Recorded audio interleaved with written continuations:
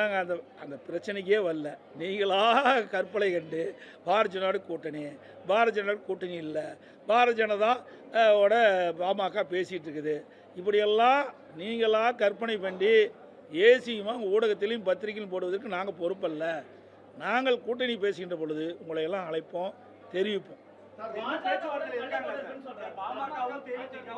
அதுதான் நான் தான் சொல்லேன், தேமுதிகவோடு நாங்கள் பேச்சுவார்த்தையில் தொடர்ந்து இருந்து கொண்டிருக்கிறோம். அதில் எந்த மாற்றம் கிடையாது. பாமகவோடு நாங்கள் பேச்சுவார்த்தை நடத்துகின்ற சூழ்நிலை ஏற்படுகின்ற பொழுது உங்களை அழைத்து நிச்சயமாக அதை தெரிவிப்போம்.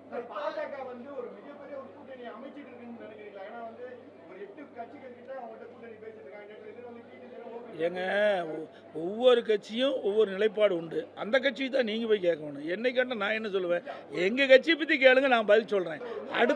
அடுத்த கட்சியை பற்றி நான் பேசுவதற்கு சரியல்ல. நிச்சயமாக அதிமுகவை எந்த பாதிப்பு ஏற்படாது.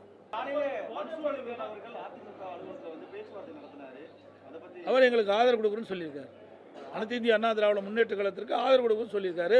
அவரும் மட்டும் இல்லை, பல சிறிய கட்சிகள் எல்லாம் மீண்டும் அனைத்து இந்திய அண்ணா திராவிட முன்னேற்ற கழகத்தினுடைய நாடாளுமன்ற வேட்பாளரை போட்டியிட அதிமுக கட்சியுடைய வேட்பாளர், கூட்டணி கட்சி வேட்பாளருக்கு ஆதரவு தெரிவிக்க பல சிறிய கட்சிகள் எங்களுக்கு ஆதரவு கொடுத்துருக்காங்க.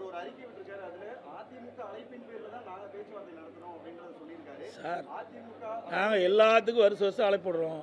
அதில் அவரும் அதை ஏற்று வந்திருக்காரு, அவ்வளோதான் சார். ஆகுதே இல்லையாங்கிறது எங்களுக்கு சப்போர்ட் பண்ண தப்பு இல்லையே. எல்லாமே வெற்றி பெறுவதுக்கு தானே அந்த நம்ம கூட்டணி கட்சிகள்லாம் ஆதரவு கொடுக்குது. அந்த அடிப்படையில் எங்களுடைய வெற்றி வாய்ப்புக்கு அவரும் உதவுன்னு சொல்கிறாரு. அதில் என்ன தவறு இருக்குது?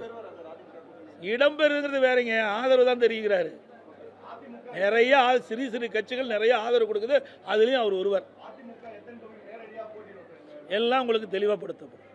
கூட்டணி அனைத்து இந்திய அண்ணா திராவிட முன்னேற்ற கழகம் முழுமையான கூட்டணி அமைத்த பிறகு உங்களை எல்லாம் அழைத்து எந்தெந்த கட்சிக்கு எவ்வளோ தொகுதி, அதிமுக எவ்வளோ தொகுதி போட்டியிடும் என்று தெளிவுபடுத்த வேண்டும். வரும் நாளுகள் என்ன தேதியே அறிவிக்கலையே, எப்போ தேதி வருது தெரியலையே. போகட்டும், என்ன இருந்தாலும் தேதி அறிவிச்ச பிறகு தானே தேர்தல் நடக்கும். தேர்தல் அறிவிக்கலையே.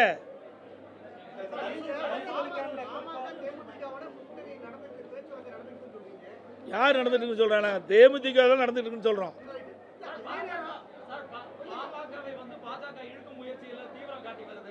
சார், இதெல்லாம் நீ அந்தந்த கட்சியில் போய் கேட்கணும். என்ன கேட்டால் எனக்கு என்ன இப்படி தெரியும்? பாரதிய ஜனதா என்ன எடுக்குது, பாட்டாளி அந்த கட்சியுடைய தலைவரில் போய் கேட்டீங்களோ அதுக்கு உண்டான விட கிடைக்கும். நான் சொல்றேனே, நாங்கள் பேச்சுவார்த்தை நடத்தினா உங்களை எல்லாம் அழைச்சி நாங்கள் பேசுவோம். தேமுதிகவோட பேச்சுவார்த்தை நடத்தினா உங்களை அழைச்சி பேசணும்.